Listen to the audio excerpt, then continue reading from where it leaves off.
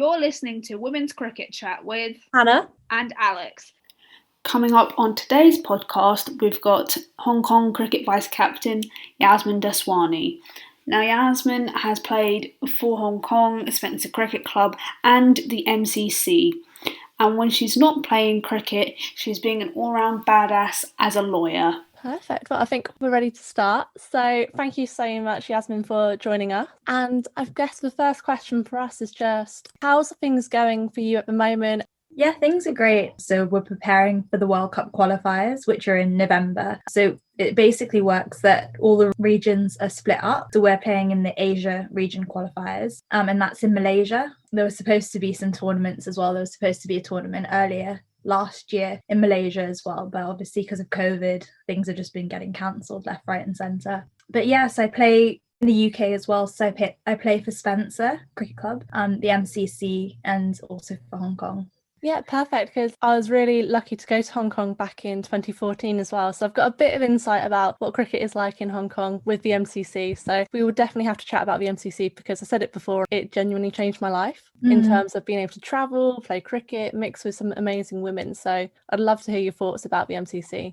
Yeah, no, it is incredible. I mean, I only just started last year. And so again, it was quite a stop-start year. So we had a few games, but not many. But no, I've met people through the MCC who have come to Hong Kong. And I do think it's just brilliant. It's just such a good way. Because I think a lot of cricket is getting to know different people. That's like one of the biggest benefits of playing a team sport is that you get to meet obviously lots of people within your own team and also in the opposition. And yeah, being able to travel the world is just an added bonus. You realise how different the structure is in different countries, because it really is. Like, I played against teams who don't even have kit, and they'll run onto someone will get out, like a batter will get out, they'll run off the pitch, and then the next person will run on and they'll like take off all their kit and pass it on to the next person. So it's kind of like a relay with kit. And I think it makes you realise just how lucky certain countries are, so like the UK being one of them, that people are able to afford kit. And I think you only get that experience by playing against different countries and traveling to different countries. You just touched on how countries have different structures. Could you explain to us about the structure set up in Hong Kong and how it differs from England?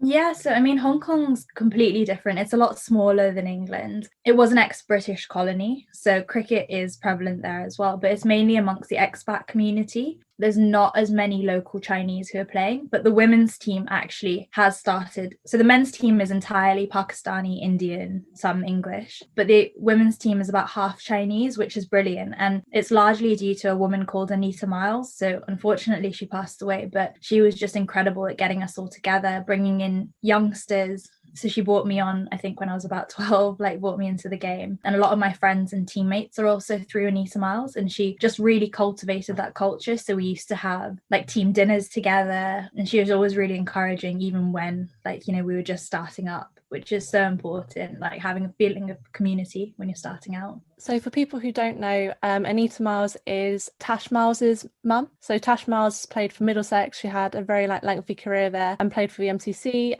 But tell us a little bit more about Anita and Tash and her dad as well, because I know there's such a big influence, like you've already mentioned. Yeah, so they're huge in Hong Kong. So we've got, I guess, two main clubs in Hong Kong. So Hong Kong Cricket Club, the Cowling Cricket Club. And then you've got other teams as well, but they're not necessarily tied to a club. But the Mileses were part of the Hong Kong Cricket Club, and they were just a huge part. So Rodney Miles, who's Tash's dad, he's on the board, I think, of directors for the whole of Cricket Hong Kong. As you said, Tash came up through the ranks. She kind of learned how to play in Hong Kong, used to play for Hong Kong as well, and then decided she wanted to try for England, had big aspirations and has done really well out here. And then her mother was fostering cricket within Hong Kong, so getting on local girls, because I think she realised the importance of having homegrown talent as well. So the issue with Hong Kong is it's just so transient. So you have people who will come to the country for a few years, a lot of expats, or their parents' jobs bring them to Hong Kong. They'll play for a bit and then they'll leave. But whereas you need that local talent, and I think there's 7 million people in Hong Kong. So if you have Chinese girls playing, then more Chinese girls will see it as a sport that they might be interested in. So yeah, she did wonders for the game. Like I said, 50% of our team are local Chinese, and that's pretty much all due to her, which is an incredible legacy. And I know that like her name's just spoken so widely in Hong Kong and amongst us, because we've just got so much gratitude. And I mean, they financially supported the team as well. Yeah, the family did. So you literally just took the words out of my mouth, because I was going to say, like, what a legacy.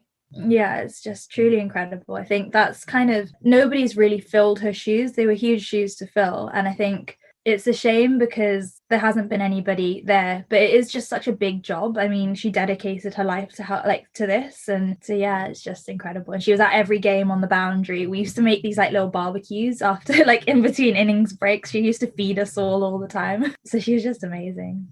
When I was lucky enough to go out to Hong Kong, and we did a Hong Kong China tour, and I think it was a week in both countries, and I remember like Anita was there for most of it, hyping us all up and getting excited, bringing some snacks and stuff like that, and it was just the energy, absolute energy, like cheering everybody on. And the MCC, we talk about like the spirit of cricket, and I think Anita really did embody that. And for me, I only knew her for like a week, let alone for yourself who've known her like the majority of your life. So yeah, no, so it's really sad because I think, yeah, she's just really sorely missed within cricket Hong Kong at the moment. But yeah, no, that's great that you managed to come out to Hong Kong. It is just such a beautiful place. I think in terms of as a city, like you can be in the middle of a city and then 20 minutes later you can be on a beach, or you can be hiking up on the trails and stuff like that. It's just an incredible place. But going back to your original question about the differences, I guess, between Hong Kong and the UK. In Hong Kong, the facilities aren't as good. So I think the women play at a ground called PKVR, Pokong Village Road, and it's really far out of like the city centre. So you do have to travel quite a way to get there. For the longest time, it was AstroTurf that we used to play on. So it's like rubber ball bounce. It kind of gets you into not great habits because you're used to camping out on the back foot, whereas when you go for international tournaments, like you're playing on actual turf wickets, and then so adjusting to that's quite difficult. They've changed it now, but it's still not the best pitch and stuff like that, so there's definitely challenges, and that's just because Hong Kong's quite small, and so there's just not the areas basically to have these cricket pitches. And you've got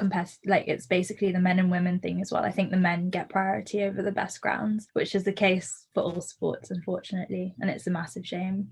Just quickly on you playing for Hong Kong, was it a country that you always wanted to play for, or were you eligible to play for another country, say England perhaps? Hong Kong's my home, so I was brought up in Hong Kong. My parents were born and brought up in Hong Kong as well. I'm Indian by descent, and also I've got a British passport, so I guess there's a couple of countries there that would be at play, but no, Hong Kong has always been my home.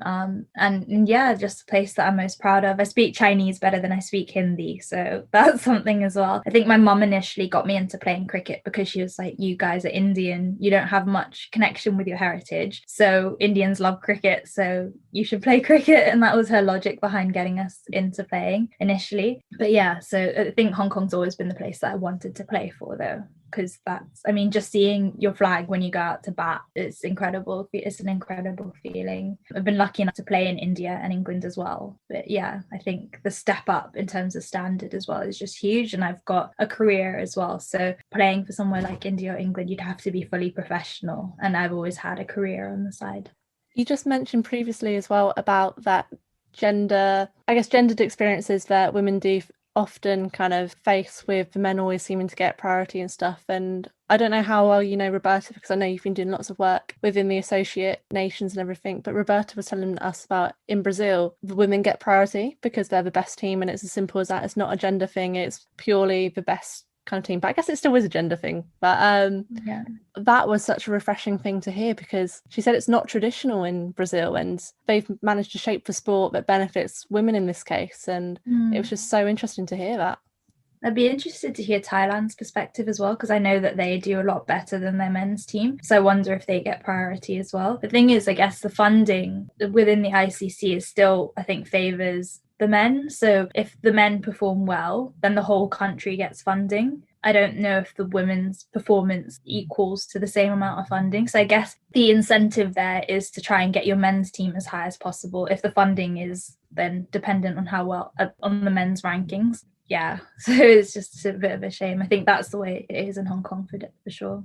You mentioned earlier that you have a career alongside your cricketing career. Has it been challenging balancing your law career alongside your cricket career, or have... No, it's been challenging for sure. I'm a lawyer as well, so it's quite intense. I mean, the workload's quite high sometimes. I try and structure it so that during summer months I'm less busy, and I'll try and get a lot more work done during the winter when we have our off season. But my firm have been really, really supportive of like my cricket aspirations as well. And I guess even like this COVID pandemic, it's just actually been helpful in a lot of ways because you're able to work remotely more. I mean, it's pushed workplaces to actually allow their employees and to trust their employees to work from home. And so, I mean, if you cut out the commute time, that gives you so much more time then to play cricket. I mean, I live right next to Spencer Cricket Ground, so my intention is just to go down and train as often as I can. And yeah, not having to commute into work really, really helps that.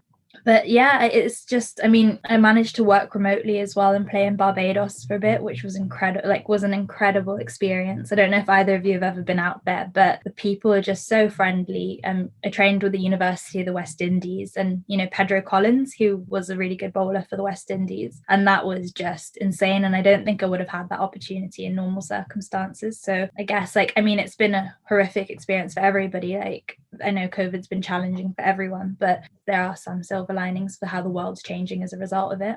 Definitely agree with that, because this podcast was born out of the pandemic as well, I guess. Like, it gave us that time to actually do something that we're passionate about. But tell us a bit more about Barbados. So how did that come around, and tell us more about that experience? It sounds amazing.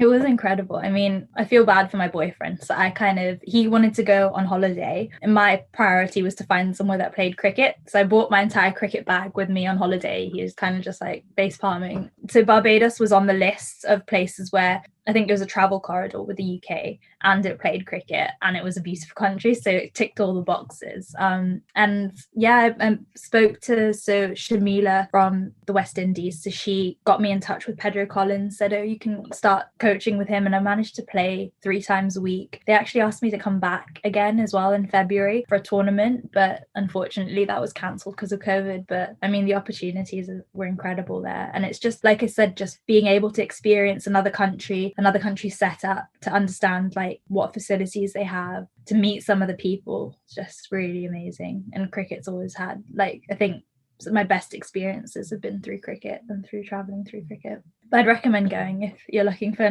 your next holiday destination. We have been badgering. Did you get to meet Nasira, the media officer for West Indies, at all? No, I didn't, but that would have been nice. Because we've been badgering her quite a bit, haven't we, Alex? Like, the minute we can go, we're over there. Do it, yeah. I mean, the whole of the West Indies, there's so many different places that you can go visit, and they're all cricket mad. Like, you just see it on the streets, and it kind of has that India feel where people are just crazy about it. Everybody seemed to know Pedro. Whenever we went out on the streets, they'd be like, "Oh, say this to Pedro. I know him. It was just like, there's no way the whole country seems to know him, but they did. And when you get the chance to go to these countries, do you get a lot of sightseeing done, or is it mainly focused on the cricket? It's both. So, I mean, my boyfriend would have never forgiven me if we'd gone to Barbados and not sightsee. But no, so we did get to sightsee as well. And the country is just beautiful. I mean, there's so much natural beauty there. It's just the sea, because it's an island, right? So it's just sparkling blue. Yeah, it was just an amazing place. And the people are just so friendly, because everyone there speaks English as well. And it's got a lot of history. So did you know that rum, do you know what rum's made out of? Do either of you know? Sugarcane. So I learned that while I was out there. And so they had plantations out there. So we did a rum distillery tour as well, which was awesome, like really cool. You said you dragged your boyfriend across there, so I was really lucky to go to Australia last year to the World Cup, and I dragged my boyfriend with me, and he literally just sat in the crowd whilst I was in like the media box and stuff, and it was the best kind of time ever, because we got to do that kind of sightseeing outside of it, and then the work bit I was on my own, but it was just nice to know that he was there. So how important is it to have like a supportive partner supporting you through all of your cricket endeavours? No, incredibly supportive. I don't think I ever realised until I met Dan how important it is, just because, I mean, he is there at every game. He's like, if I ask him to video things, because, with cricket, a lot of it is as well watching yourself play, watching yourself do certain shots, and then tweaking it depending on, you know, what you're trying to achieve. And so Dan's just really amazing at that, in terms of he'll come to my sessions, he'll film everything, and he'll help analyze it as well. So I'm just really lucky that he's so into it as well. I don't think it's I don't think you need to have a partner who's also crazy about cricket, but it definitely helps, because I think sometimes you end up competing, like you're both trying to achieve different things, and so like you can get pulled in different ways. But no, Dan's really supportive, and he's incredible in his own right. So he's like got a pizza restaurant, he's really entrepreneurial, and yeah, this is opening up a second restaurant, so I'll take you guys one day to come to the restaurant. And he's a lawyer as well, so in that sense I guess we really do understand each other. Like I understand when he's really busy what that means, and like the fact that sometimes he might not be able to do things because he's really busy with work. And so yeah, we really support each other. I don't know if either of you have read, but Sheryl Sandberg's book,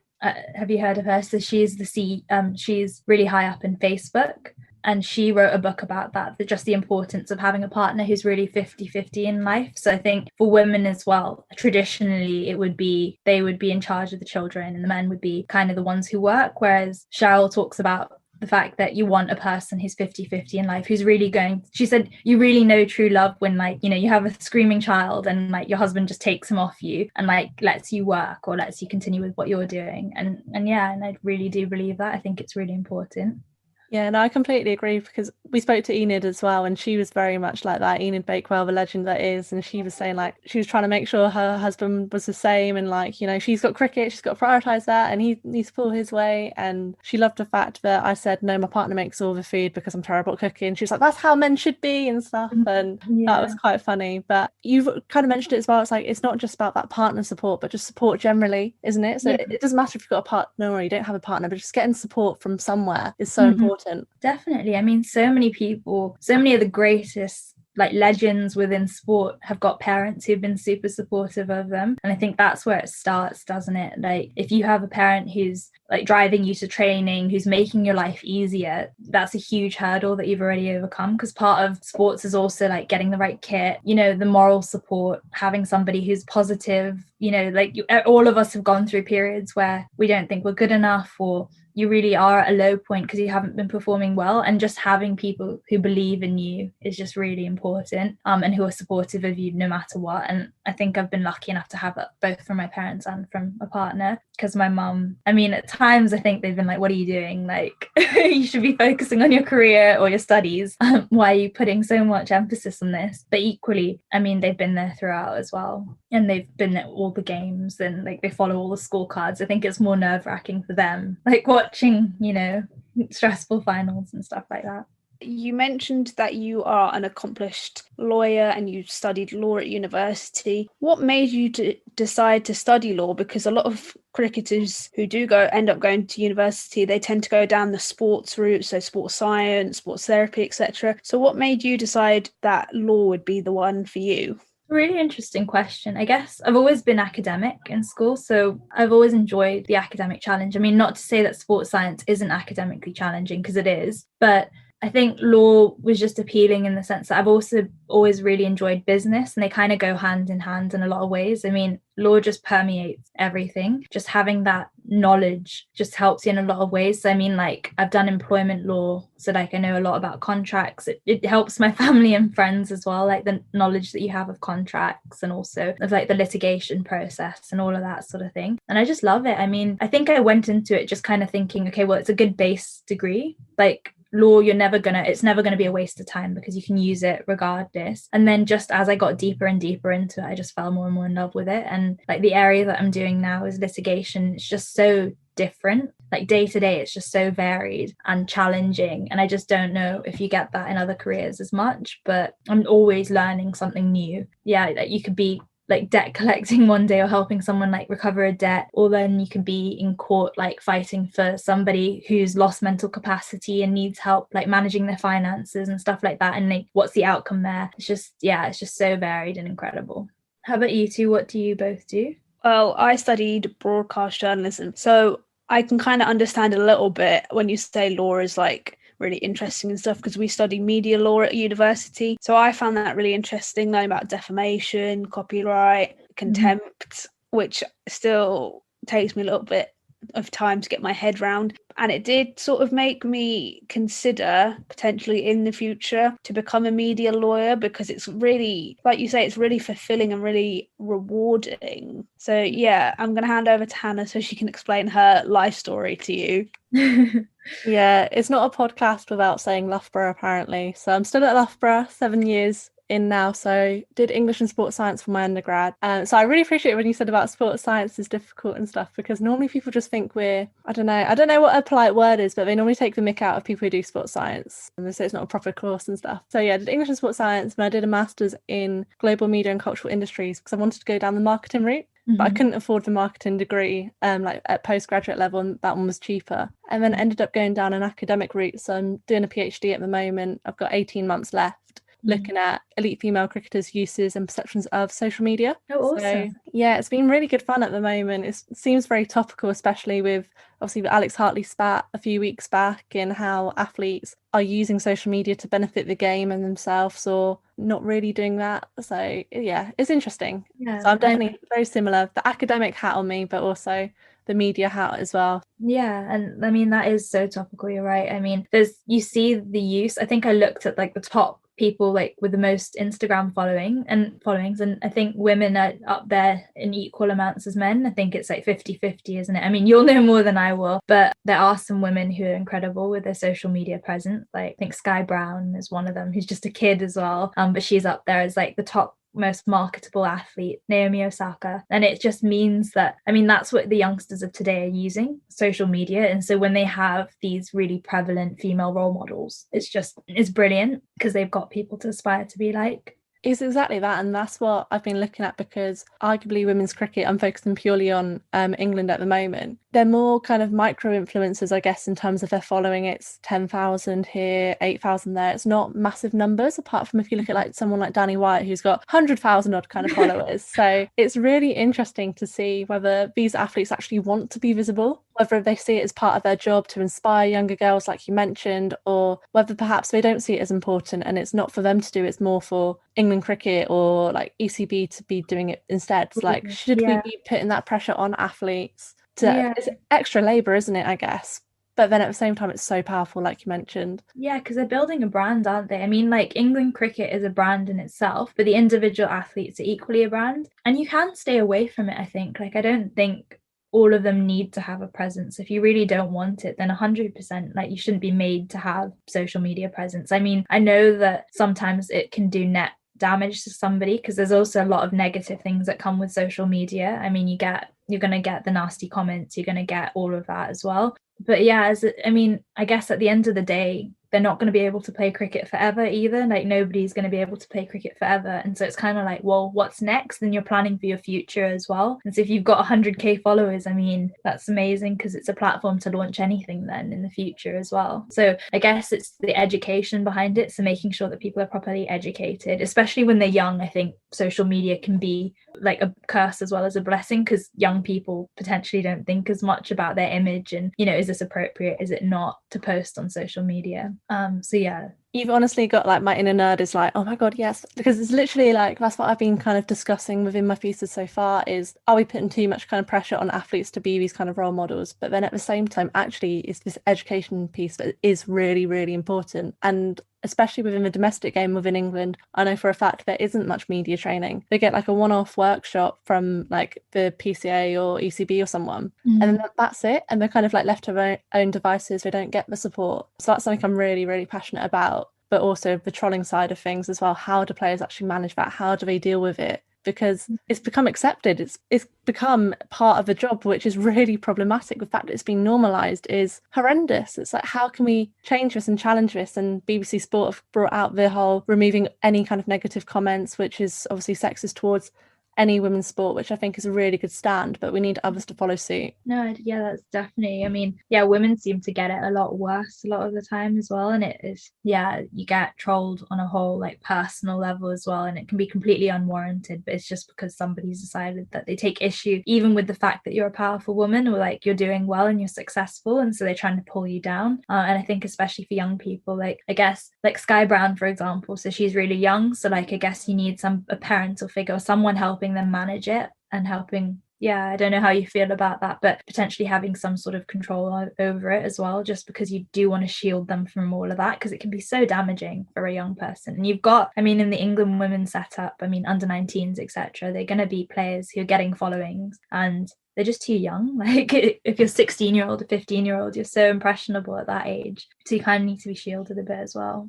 And it becomes addictive as well. And it's like, does it help or hinder athletes? Because if you see positive comments all the time, obviously that's great for the ego. It's great for your confidence, thinking, wow, I'm a really good player. But it's when it flips, isn't it? It's like, can you actually deal with the criticism? And when it gets personal, especially that, like the difference between a hurtful comment and like a misogynistic comment, like there's a difference. Like men experience this too. Young boys experience like negative comments, but they don't experience comments on the basis of their gender. No. That's where it gets really interesting, what I'm kind of looking at the moment as well, because it's just hard to understand, isn't it? So, but I guess this also leads nicely on to asking you about your own social media use and the importance for Cricket Hong Kong and what you're doing with women in cricket to be able to shed light on all of these amazing stories that you've got. Yeah, I guess there's two different things. So my own personal social media presence, I've kind of always had a bit of a love-hate relationship with it, because I understand like the addictive nature of it. I don't want to spend all my time on my phone. On those periods where, where you just have a blackout, so you just say, okay, I'm going to cut this out for a couple of weeks. I'm going to cut out social media. I just think that you just feel so liberated and you feel like, oh, I'm so much more in the moment. I'm so much more present. Whereas when you're on social media constantly, you can get caught up in kind of comparing yourself against other people, always feeling like you're not doing enough. I haven't quite figured out how to control that part of me yet, like the part that does compare myself to other people. And I think that's, I mean, the net feeling of that, day to day is negative. So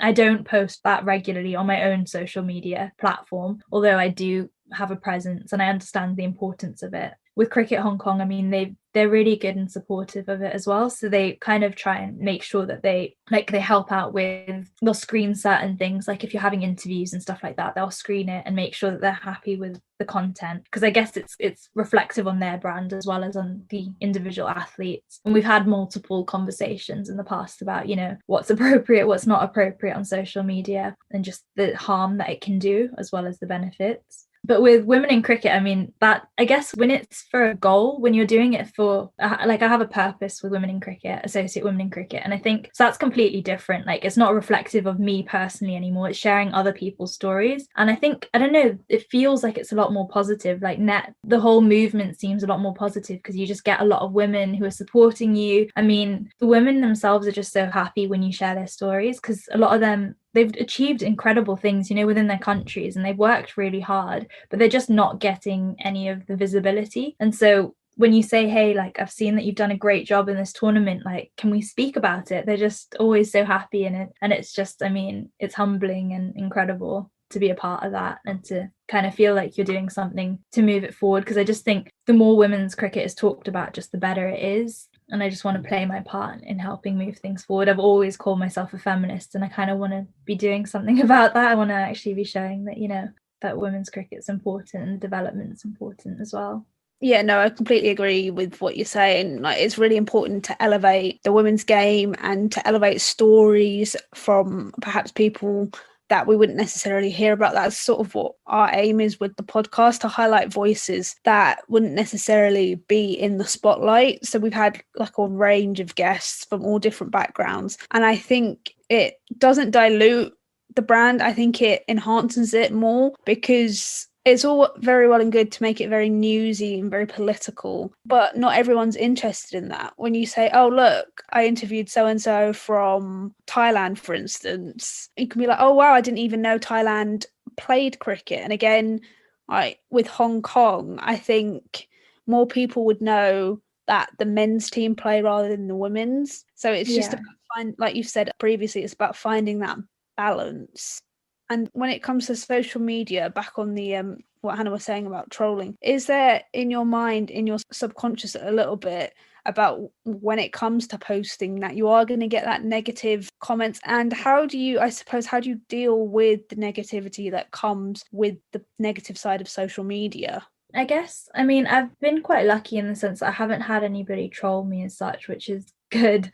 But I have had a lot of men predominantly who message inappropriate things in the sense that they're trying to hit on you. I think that. I mean, I think all women who have social media have experienced that, and in quite large volumes as well. And so that's something that, I mean, luckily Instagram kind of screens people out, doesn't it, as well? So, but it's always there. I kind of know it's all there. And that's what's sad in a lot of ways, because they're not focusing on the fact that you're playing cricket, or the fact that, you know, you're trying to promote women's cricket or anything like that, or like your achievements. It's more just about, oh, your potential attractiveness or your sexuality, which is pretty horrible to think that. And so, I mean, in terms of dealing with it, I guess you focus on the good. So the people who are supporting you genuinely for what you're doing, as opposed to what you look like or what their perception of you as a woman, or, you know, so yeah, focusing on that sort of thing. But like I said, I mean, I haven't quite figured out on a personal level how to cope with social media and the negativity that comes with it as well. So if anyone's figured it out, like, definitely let me know. But I guess the only thing you can do is keep telling yourself, like, don't compare yourself to people, kind of ignore the people who are just on it, who are who are a bit grim, and focus on the positives. That's, I guess, all you can do. But I'd be interested to know your thoughts as well. Well, this is literally what I've been writing about at the moment. So my PhD supervisor's started listening to the podcast. So if my supervisor, Michael, is listening, I think he'll be very happy that, because I said to him, like, the podcast is relevant to the PhD. Like, I'm not spending all my time doing this. Like, I promise I am working hard and I am doing my research. So I think he will be so interested in what you're saying, because this is such a common theme. Like, you look at all of the England players' Instagram accounts and the comments they get is, I love you, ma'am, marry me, you're so sexy, stuff like that, which is just really inappropriate. You want to be known for your cricket stuff. But I'll pass back over to Alex, because I'm hogging all the questions at the moment. So over to you, Alex. Yeah, just picking up on what you said, Yasmin, I think as a woman, regardless of whether you're involved in sport or anything, I think women have just become immune to this because they're just expecting it. And I think it's a shame that women have to basically expect to be hit on a social media platform, because that's just the way social media has evolved. And on the topic of social media evolving, with all these different apps and etc., like TikTok, Snapchat, etc., becoming more and more prevalent, how easy or difficult is it to build a brand within social media in general? Is it all about being on all social media sites, or is it more about building a following on a couple, say Twitter and Instagram? I mean, I personally take the approach of building a following on a couple, just because I don't want to spend all my time on social media.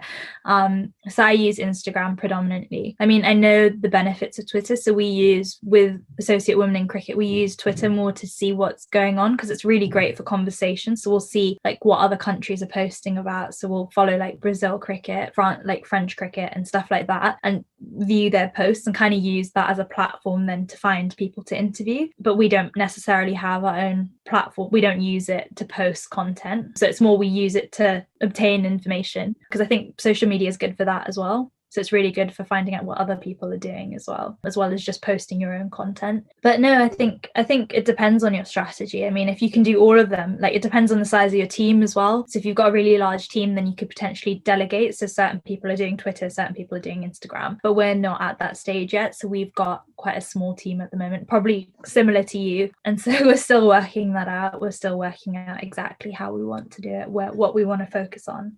Guess it's constantly evolving. Do you guys spend a lot of time looking at analytics, seeing current trends to boost your profile, or is it very much just trial and error?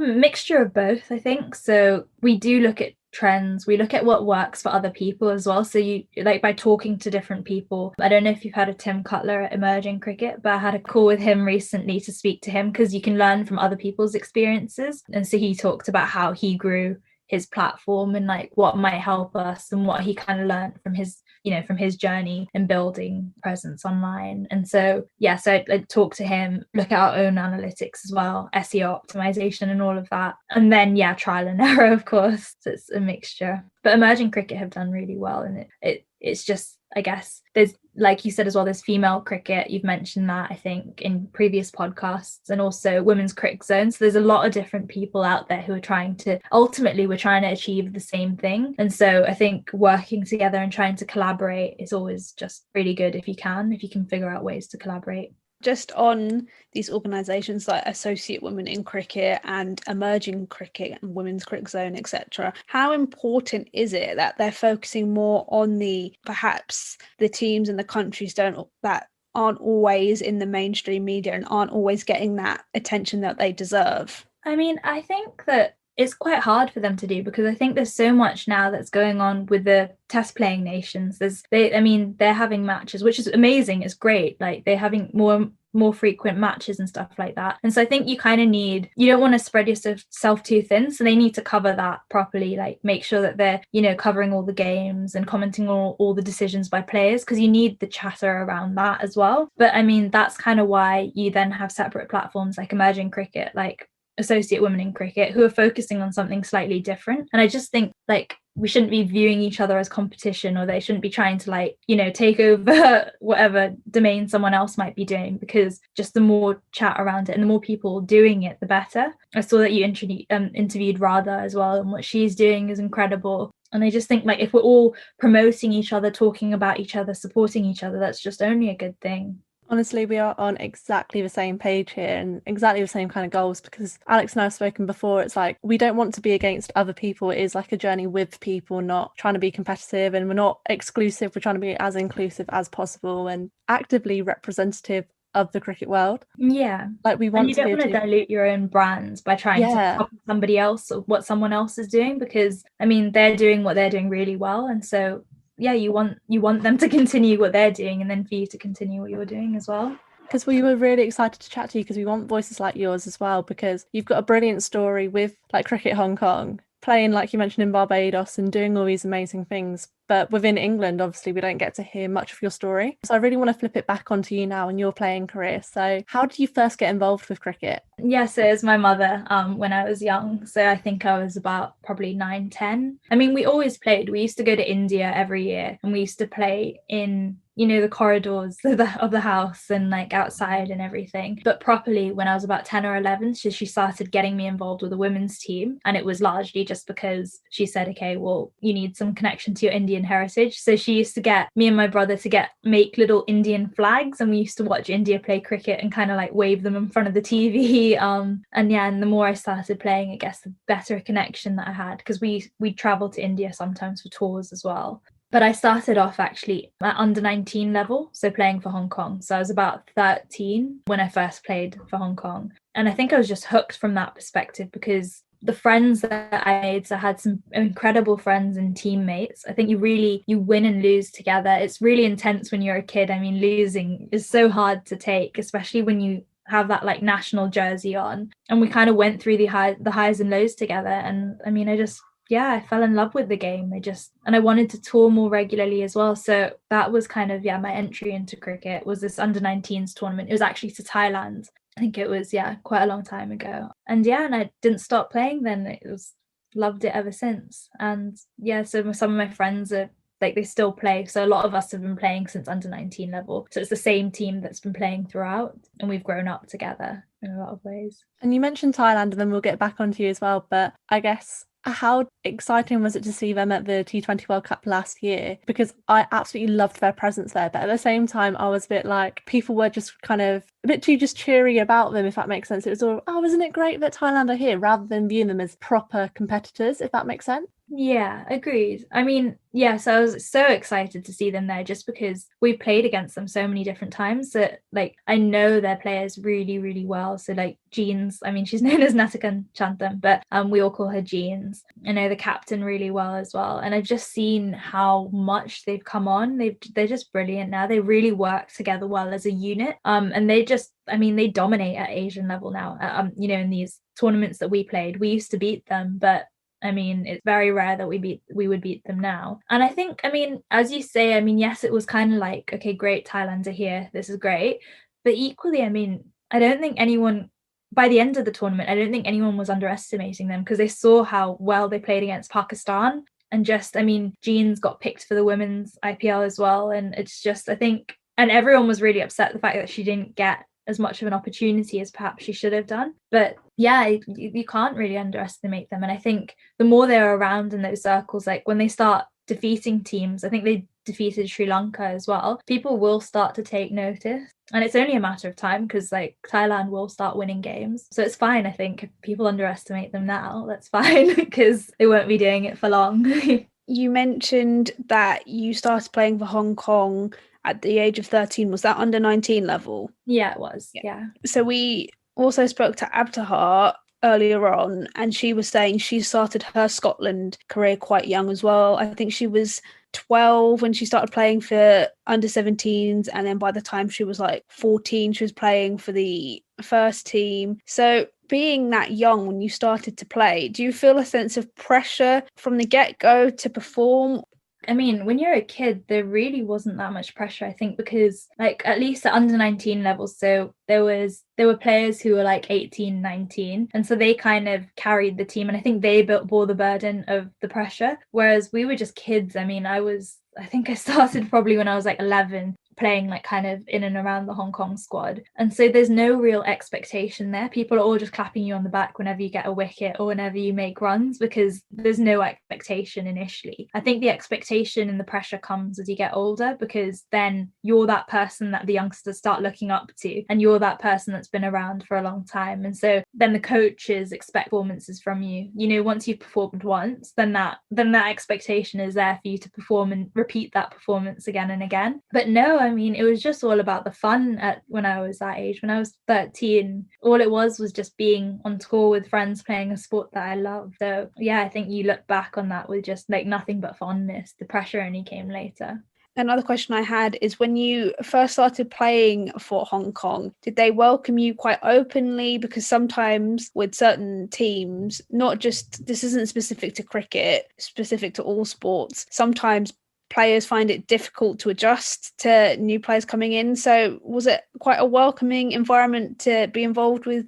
Yeah, it's definitely welcoming. I mean, there was no hostility whatsoever. I think people were just really supportive. I mean, I've seen youngsters coming in, and I don't think, like, they're little kids, you know, with these massive helmets, like really big pads, like that look too big for them. You can't be mean to them. There's no way. They're just like, you're going to be supportive. I think we've had games in Hong Kong where, yeah, you'll have like a little kid coming on, and everybody, like, you know, the pace will come off the ball. People won't be bowling fast at them anymore. Like, people will be passing them on the backs. I mean, when we went for international tournaments, obviously people wouldn't slow down or anything, but there was still that support, I mean, from your teammates and even from the opposition in a lot of ways, because again, it's that common goal of trying to push women's cricket forwards. I think everybody has that in mind, that you want the youngsters to succeed and you want them to come forward and even be better than you are, because that's the only way that women's cricket's going to develop, is if they get more opportunities than we did. And I mean, it's hard in a sense, because I guess there's a little bit of sadness in the fact that you didn't get those opportunities potentially, but equally I'd never ever resent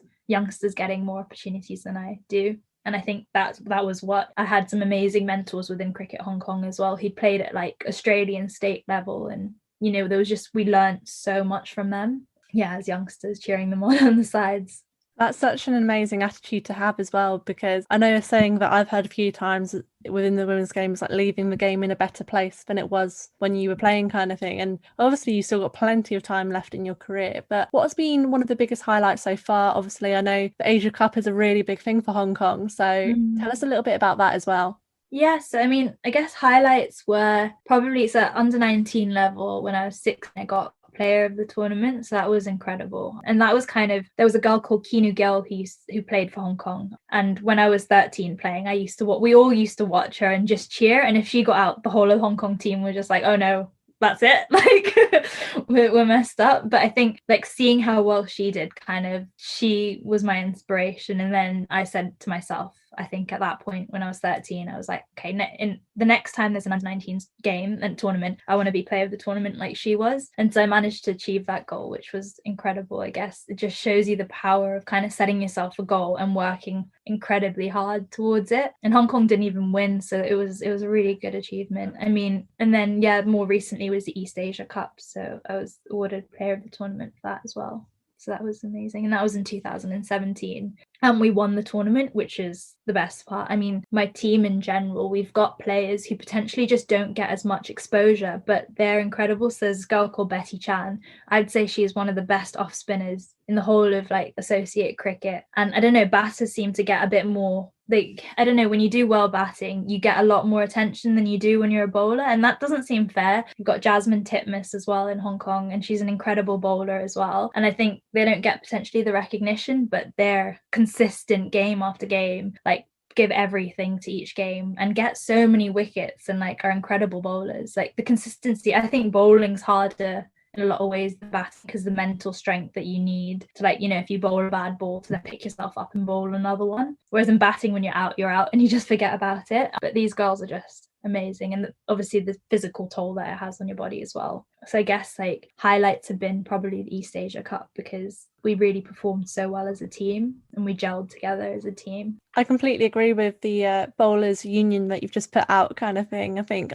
bowlers do get underappreciated sometimes, I think. So yeah, I'm not sure good claims. why it is. And you mentioned Yeah. Jazz Titmus there as well. So that's one of the players who I was on an MCC tour with. So she was amazing, and I was like the youngest person on the tour, and she was such a good inspiration. And now she's been living out there for quite some time, hasn't she? And will she be coach at some point? She was the coach, yes, for Hong Kong Cricket Club, and she's brilliant. Just, she brings so much positivity to the team. Like, Jazz is always smiling. She's one of those people who doesn't, like, you know, when we lose and stuff like that, Jazz takes it better than anybody else, and she doesn't take it to heart or anything like that. I guess it's just because she's played so much cricket, but she was just such a positive influence in the team and such a role model as well, because she was a bit older than some of the other girls. But yeah, brilliant fielder, brilliant batter, brilliant bowler, so like a true all-rounder. And yeah, she's doing really well out there. I mean, even in her career, I don't know if you managed to speak to Jazz much, but she's one of those people that just has so many friends and is always like generating a buzz, has always got stuff going on. Yeah, because for people who don't know, Jazz was at Lancashire, I think, for quite a long time of her kind of county career. And she went to Loughborough as well, because, you know, I love Loughborough.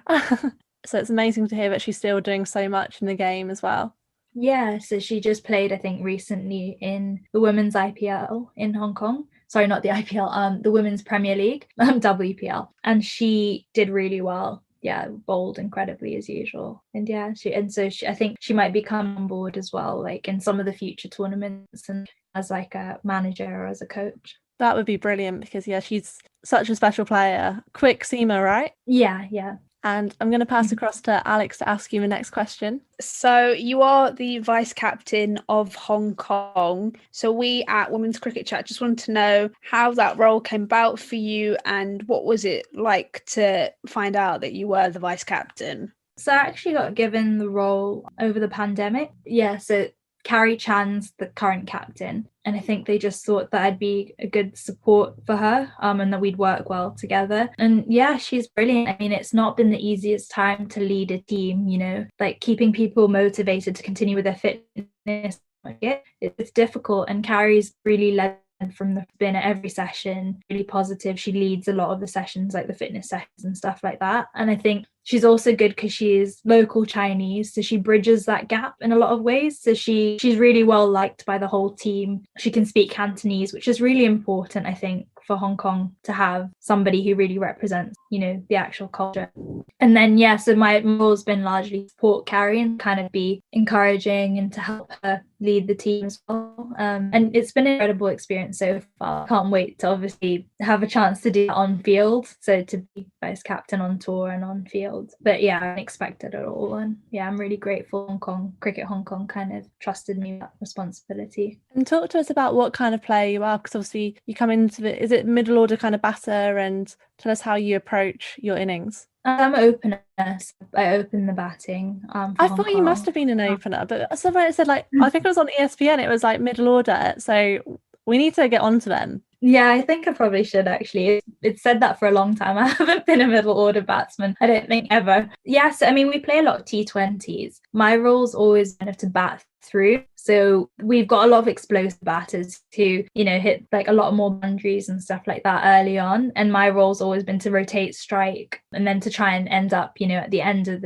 to bat through the entire of the 20 overs and kind of hold the team together and hold like the stability kind of a thing. I've kind of been trying to change it more, because I think you watch the way women's cricket's progressing now and you just have a lot of people just hitting quite a lot more. And so I'm working a lot more hitting over the top and being more aggressive, which is a lot of fun. I mean, that's like, you know, hitting the ball just really hard is just a lot of fun. But yeah, in the past, I mean, that's been my role's always been the anchor of the team, and I've enjoyed that role as well. But they're really quite different, I guess. In 2022, we've got the Fairbreak Global competition happening in your backyard in Hong Kong. So is that something that you're looking forward to? Have you applied to be a part of it or anything? Yeah, so I've applied to be part of it. I'm so excited for the Fairbreak tournament. It's going to be incredible. Like, I think there's going to be 12 Hong Kong players who are playing. So it'll just be such a great experience for them to play alongside some of the world's best female cricketers. Just gives Hong Kong a lot of exposure as well, because we really immense. I don't know if you've seen like the Blitz in the past, the men's T20 Blitz, the Hong Kong Cricket Sixes, all of these tournaments have been really successful in the sense that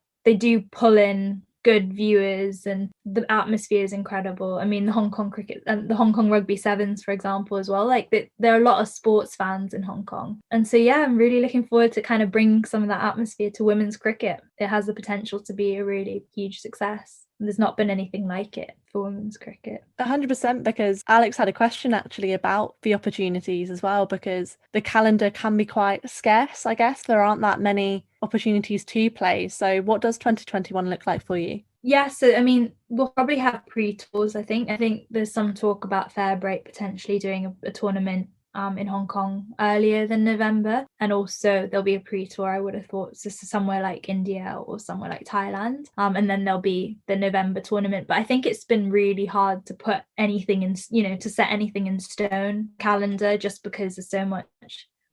But 2022 looks like it's going to be a huge year. So I think there's the East Asia Cup, there's the Fairbreak Global tournament, and I think whenever you have tour for, there are always these pre-tours just having a calendar. So that's kind of why it's been a shame, you know, the under-19s has been cancelled for the women, because I think it's almost chicken and egg in a lot of ways. Like, if you have these tournaments, then people prep for them, put these structures in place, whereas if you don't have anything in the calendar, then that just slows down progress as well. I think that's a really nice place to kind of end it now as well, because I could keep going on and on asking you about the kind of structures in place. And I know there's like a new domestic Premier League, like you mentioned, started in, was it 2020 and stuff like that? Like, there's so much going on that hopefully will keep boosting the profile of cricket in Hong Kong and beyond. I think we'll be here all day talking about it. Well, yeah, we'll keep in touch and see if there's any opportunities to work together, because yeah, I'd love to help out with you guys in any way I can as well. And you're doing a great job. Yeah, as are you. Like, honestly, the feeling is mutual. It's amazing how, like, opportunities like this, being able to talk to you do meet some amazing people, and that's what I've loved the most about doing this podcast. And I think Alex is the same, isn't it? Yeah, and you meet people, you're going to meet people like around the globe. So like when you talk about going to these different countries, you'll know somebody on the grounds as well, which is awesome. Like, it's just the friendships you make as well. 100%. Like, I feel like I'm finally kind of finding my people and finding my sense of purpose, which sounds super deep, but genuinely, like, I'm just really enjoying every moment of this. So thank you so much for coming on. And I think before we do end it, Alex has got some quick fire questions, which we do at the end of all of our podcasts, just general kind of quick fire, 60 seconds. So I always like to start with this question, and it is favourite musician. Oh, hard. Bob Dylan. Favourite genre of music. Pop. Favourite place you've been on holiday to. Barbados. Favourite place you've played. Thailand. Last book you read. Sheryl Sandberg. Can't remember the name. Last TV show you binge watched. Oh, this is embarrassing. The Vampire Diaries. Last film you watched. Pass. Can't think of it. This one is Hannah's favourite, and it is a favourite sledge. Oh, Big Swing No Ding. Literally, you two must be in sync or something, because that's Hannah's favourite. We are soul sisters, honestly. Oh my god, I love that. Yeah, I've got a friend, Kitty Levinson, and we use that all the time. We overuse it. Favourite team you've played against? Thailand. Hannah, have you got any questions? Any burning questions you want to ask? Well, now you just reminded me, I completely forgot about all the teams that you played against, because we were going to ask you about that, and now I've realised I forgot to ask in terms of, like, so it's like is it Myanmar and people like that who, especially an English audience, would be like, oh, you play cricket? Yeah, I mean, Bhutan is a big one. And they're really interesting because apparently they measure gross national happiness rather than GDP. So just a fun fact about Bhutan. And it's a kingdom. And I think they limit the number of people that can go there. So, I mean, playing cricket against them is incredible. Indonesia, like you said, Myanmar, Thailand, China, Malaysia, Singapore, Nepal. Yeah, I mean, I could go on, but there's a lot of teams that play that probably people wouldn't know unplayed. So the only quick fire one from me as well is player from Hong Kong that we should be keeping an eye on. Marianne Bibi. So she's a young up and coming bowler, really passionate about the game. And yeah, I think it's important to focus on the young up and coming talent as well, because they haven't necessarily had the opportunities that we have. But no, thank you very much, both of you. And yeah, have a great week and what's left of it. Perfect. Well, thank you so much for coming on. I think Alex just needs your social media details and then we're good to go. So Yazdaz is my Instagram. Yazid is my Twitter. And where can our followers find women in cricket as well? Yeah, so the website's called associatecricket.com. And then you can Instagram associate women on Facebook as well. Perfect. Well, have a lovely rest of the day. Thank you. Speak to you guys soon. Speak soon. Bye. Bye. Bye.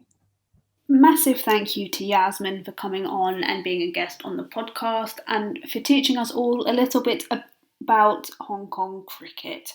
We wish them all the luck in the world for the World Cup qualifiers. And to all our listeners, if you want to keep up to date with everything we're doing, you can follow us on Twitter at WCricketChat and on Instagram at Women's Cricket Chat. And if you want to give us a like on Facebook, we are Women's Cricket Chat.